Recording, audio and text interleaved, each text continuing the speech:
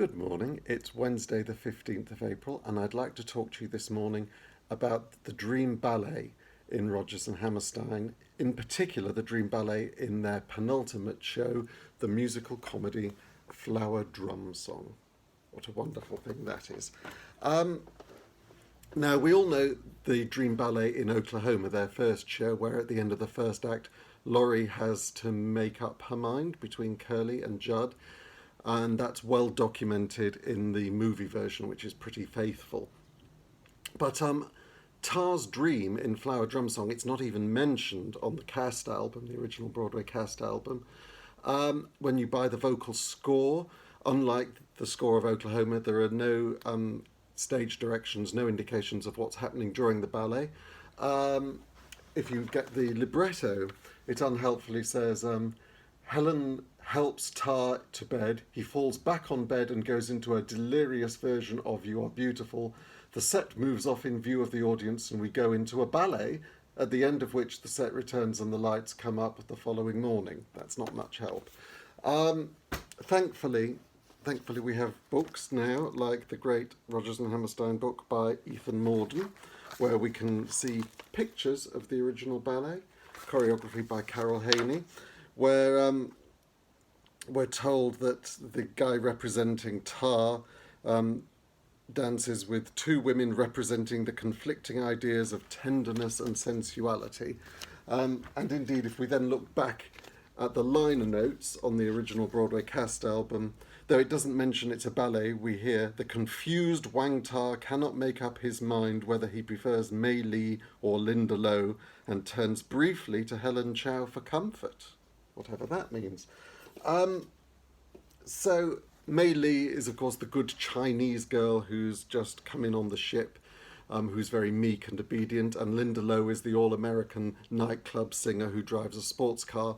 And this is the late 50s in America, and of course our hero goes for the meek, obedient girl. But don't worry, Linda Lo has the comedian waiting to have a good time with her so they can get married. Anyway, I thought it would be fun for some of you, maybe not all of you, if I played today a cut version of Tar's Dream from the opening of Act 2 of Flower Drum Song. This original dance arrangement is by Luther Henderson, who went on to do fabulous dance orchestrations for Ain't Misbehavin'. And the original orchestration was by, of course, Robert Russell Bennett, who apparently wrote the names of the characters in the original scores in Chinese characters, which I have to say is showing off.